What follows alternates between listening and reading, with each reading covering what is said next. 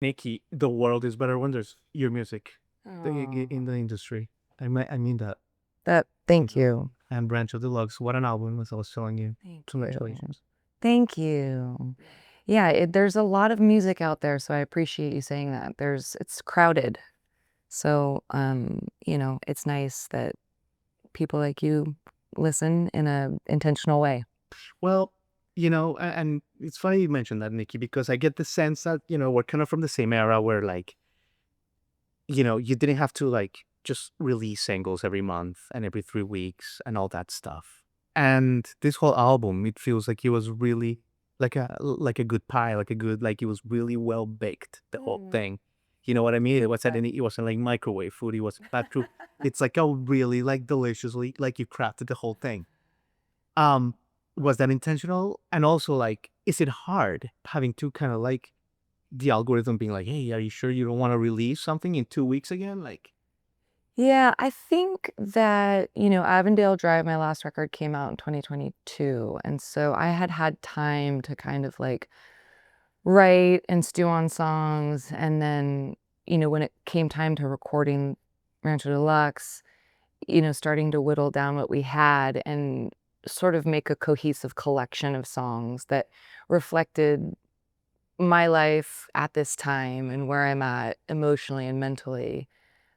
So that was like actually a really fun process. And as far as the algorithm goes, I mean, I think writing for a record and making a record is the most fun part. And it's like such a magical space to get to live in. And you're with your friends and you're making music and you're collaborating. And we got to do this at our own studio. So we were home on our little ranch and it was just a magical time. And then you finish the record, you get through the mixing and the mastering and, all that. And then it's time to start releasing. And that's when it's kind of like, oh, the dread, because, you want to cut through and you want to build a team and you want to have a good plan and a good approach and you want to try to, work with the algorithm so somebody hears your music. But, I think that having an approach and sticking to it has been a good rule of thumb for me. yeah, Um, and, it's good to have a team of people helping you do it. yeah, I love that, Nikki. And you mentioned like at this point in your life, you mentioned that, and the album, it shows. And correct me if I'm wrong, but I just get the sense that you're like in a really great kind of like part of like your existence here on Earth. I just feel like, like you're active. I feel like you're like you have some depth to your thoughts.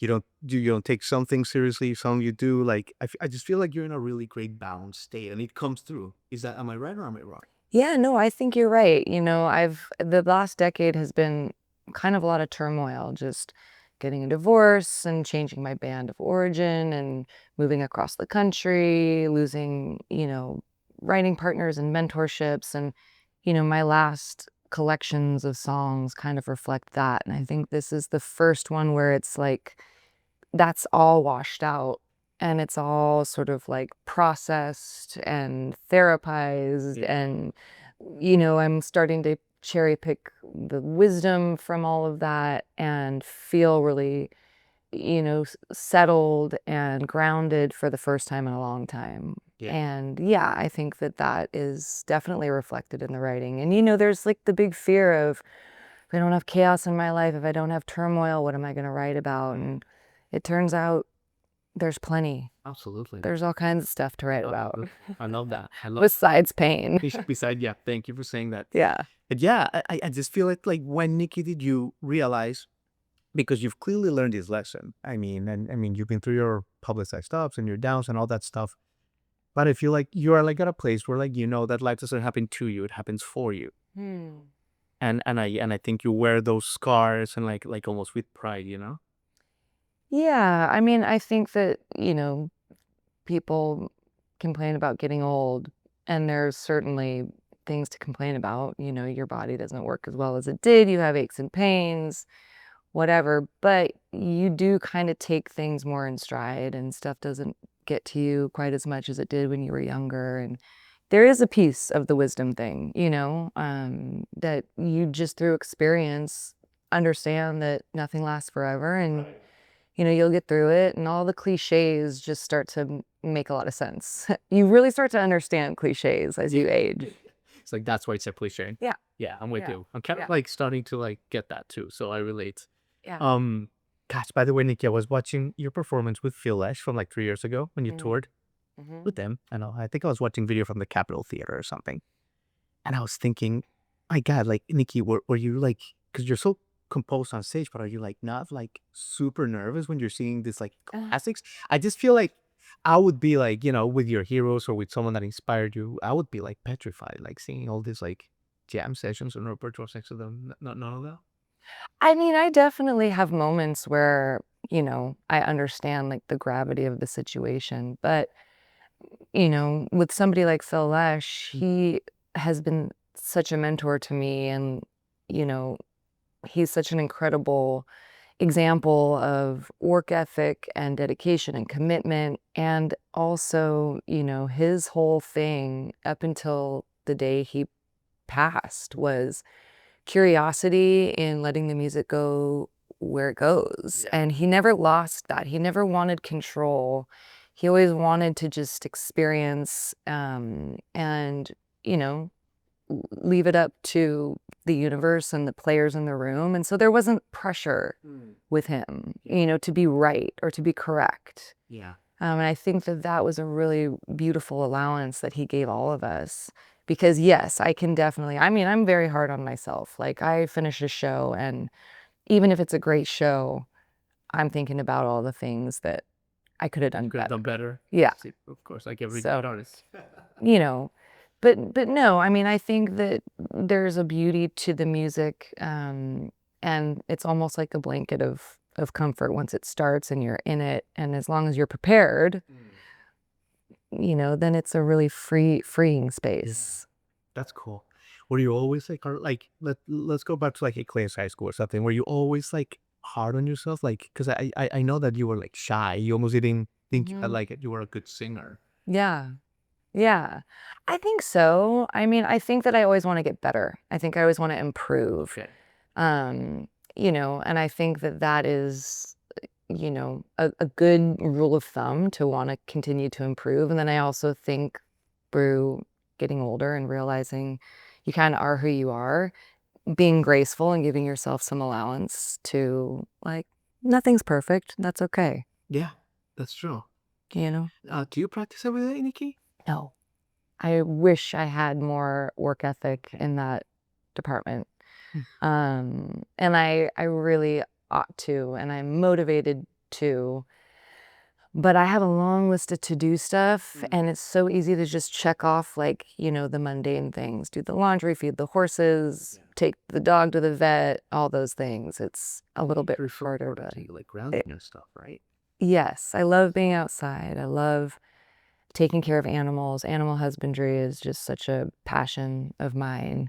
Um, but I do probably need to focus a little bit more on myself. And,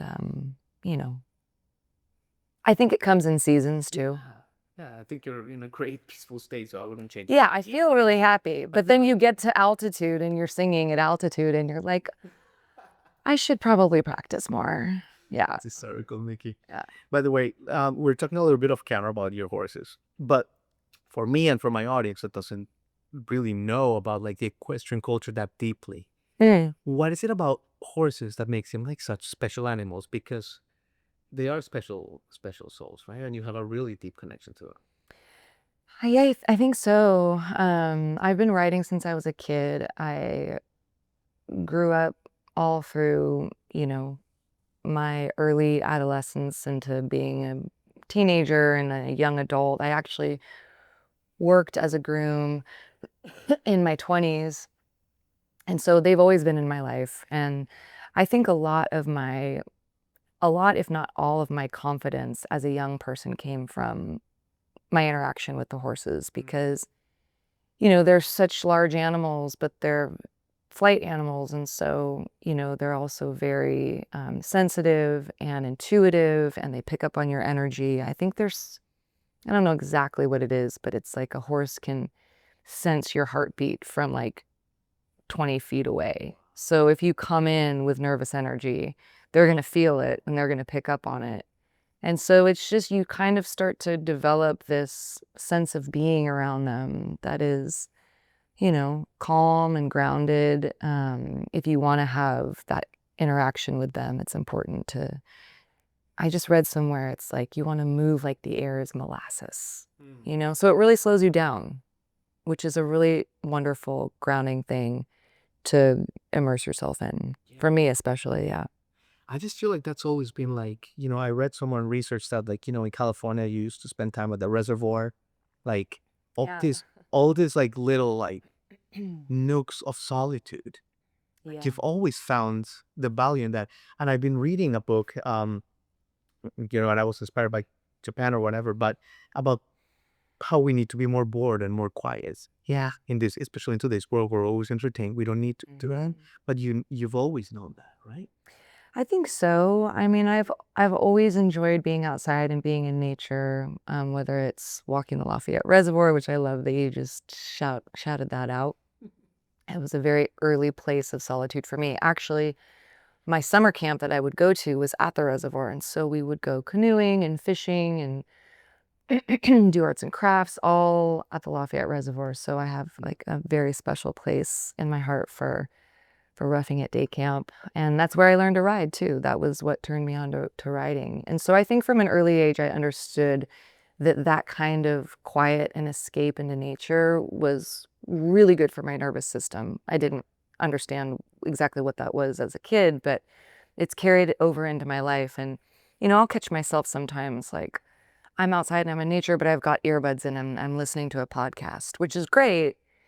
But there's also times where I will intentionally not have my AirPods in and be like, I just want to listen to the nature around me. I don't want to have any input other than my environment Yeah. and my thoughts. Yeah. And that's where, I think beauty comes out of boredom. I think inspiration comes out of, just that solitude and being open to whatever's coming in. That's cool. That's cool. I agree with that. Yeah. Um, yeah, Nikki, thank you for that. That's great. This album, by the way, has a lot of great, players that you had there, friends of our show like Just Nolan, stuff Yeah. like that. I mean, that's still how long have you been in Nashville now? I've been here for 8 years. 8 years. That still has got to be Yeah. one of your like best, like favorite things about this city, right? The fact that like that you have so many talented friends that you can just kind of Yeah. call. Definitely. It's pretty incredible. And half the band that played on Rancho Deluxe lives on my street. So, Cameron Neal as well. yep, Cameron Neal. It's it's pretty amazing. And, when I moved here, I knew that there were a lot of incredible players, of course. But I think spending almost a decade here now, I have found really great players who I also really love and admire as people, and have become friends. And, it's one thing to put a band together of like hired guns, and that's its own thing and it's great. But what I really realized in my years leading up to this record is I love making music with people I love. Yeah. I don't just want to hire strangers or people I don't really know, because for me, it's such an emotional connection. Yeah. And I have to be really comfortable and really trust the people that I'm around because I'm trusting them to make a lot of like production decisions and choices and, also just bolster me emotionally and vice versa. So, it's been a really big lesson of moving to Nashville is yes, there's a lot of great players, but what matters to me more than, like over the top execution is like heart and trust and chemistry. Beautiful. Yeah. Wow. Is that easy for you, Nikki? Like when you have like a song that you wrote and it's beautiful to kind of give it to your producer friend or whoever and kind of like let them make some decisions? Like, is that easy for you to It is. delegate? Yes, it is. Jesse Wilson, who's my partner and producer, we did a lot of collaborative writing together as well. he has incredible taste, and we talk a lot just in our daily lives about music we love, and things that we share, and visions, and our collective, I think, aesthetic is in line with each other. But I trust him very much to take on that production role. And a lot of the guys in the room, all of them really, are also producers on their own. Cameron Neal, Kai Welch, Richard Millsap, who lives in LA. He's Jesse's brother-in-law. He's an incredible drummer. Um, so, we had a room full of producers, and they were all very respectful to each other too, because everybody has their opinions and their visions. But it was a really beautiful collaboration. And yeah, it was great. Let me ask you about a couple of the songs. Taking Chances, I dig a lot. And also got me thinking about the music industry and so much stuff. I mean, you've been making music for your whole life, basically. Um, it's a tough time in the music industry. I mean, the whole Spotify thing, not just the sense that like artists get with streams, but also now with the AI stuff and playlists and all that stuff. Does all this stuff kind of like with the music industry almost like wear on you and you're like, is it like exhausting, or is it almost just like, you know what, it is what we have to deal with nowadays, and like, I'll let my art kind of like do its thing.